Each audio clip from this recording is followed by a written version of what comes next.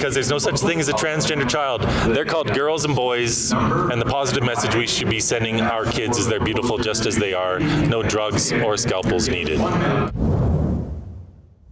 Hey everybody, I'm Lee Smurl here at the Conservative Party Convention in Calgary, Alberta, and today we have the man who probably more than anybody else on planet Earth has moved the needle on radical gender as it pertains to children. Everybody, this is Billboard Chris. Of course you know him. Chris Elston. Chris, good to be here. Thank you so much. Yeah, this is my first Canadian convention.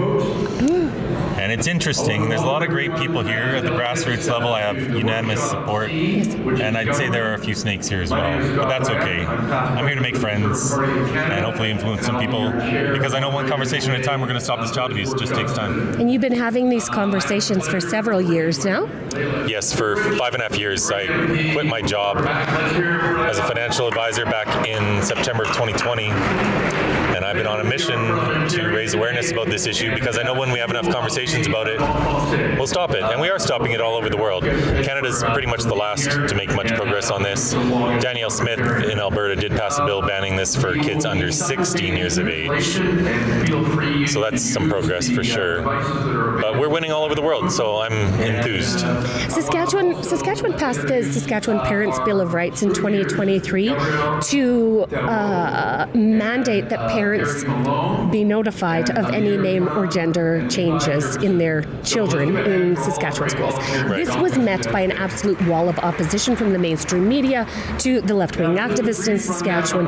And how important is it, do you think, in terms of stopping the social transition before we get to the medical transition? So the underlying problem to all of this is the ideology itself. So every institution in Canada has been captured by this. The school system, academia and the universities, the judiciary, they bring trans activists in to educate these judges. All of our political parties, of course the leftist political parties, but the Conservative Party too is afraid to talk about this issue. And they in fact fast-tracked Bill C-4, which passed unanimously in the House, which made it a crime of conversion therapy to help your girl feel comfortable as a girl or to help your boy feel comfortable as a boy. Because they were just afraid of the media and afraid of the backlash that you talked about, which is what happened when Scott Moe passed that bill. And I think he was going to invoke the notwithstanding clause. He did. And did that go through? Yes, it did. Okay. Yes, it did, yep. Great. And what happens in Canada, anytime any of these bills are passed, we're going to have to invoke the notwithstanding clause because inevitably, as we see in the United States with these leftist judges, they always try to block the bill. Yes. So at least we have the notwithstanding clause, which basically gives provinces the right to overrule a judge for up to 5 years. And this can be used for good or evil, but right now we need to use it for good. And we need to ignore all the noise, because these people are very good at being loud and noisy and crazy, but we have the support of the people.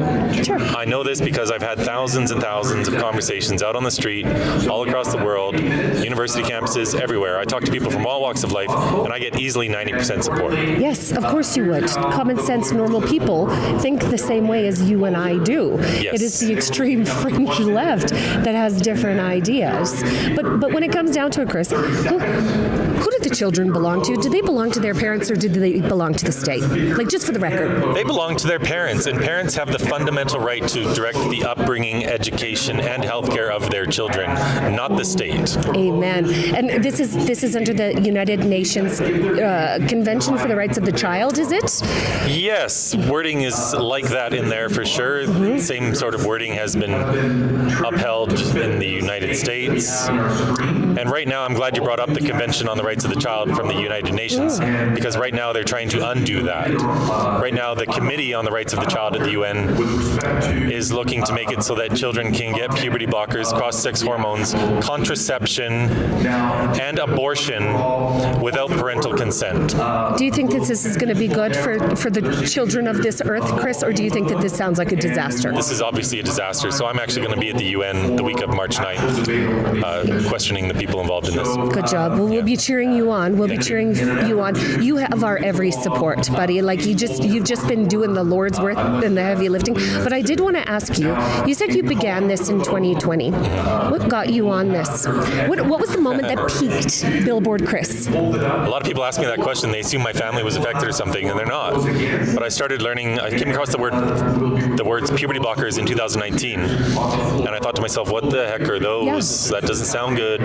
So I started researching it, and like every normal person in the world, it takes about 5 seconds to realize this is insane. Stopping the development of perfectly healthy children. The drugs that they are given are cancer drugs approved for prostate cancer. They're approved for endometriosis in women, uterine fibroids.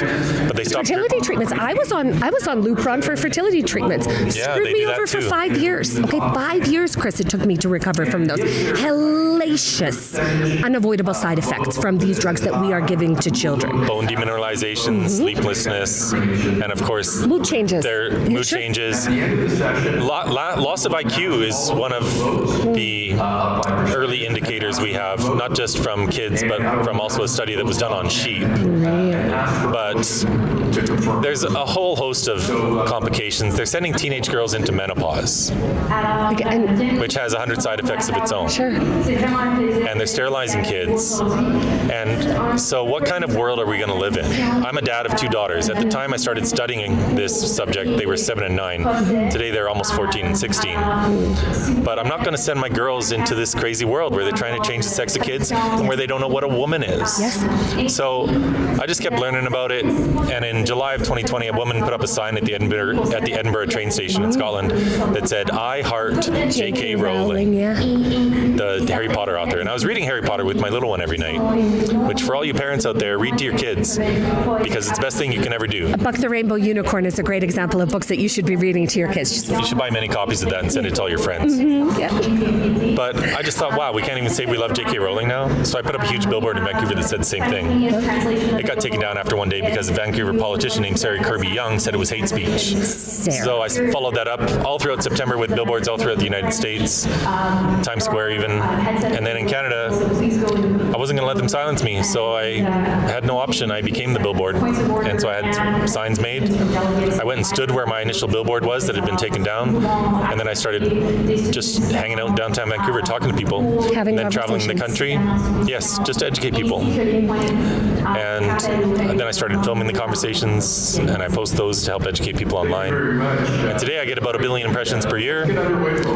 So, yeah, with a B. So hopefully we can double that this year. But I'm educating millions, and it's working, and we're winning, and we're going to keep winning because there's no such thing as a transgender child.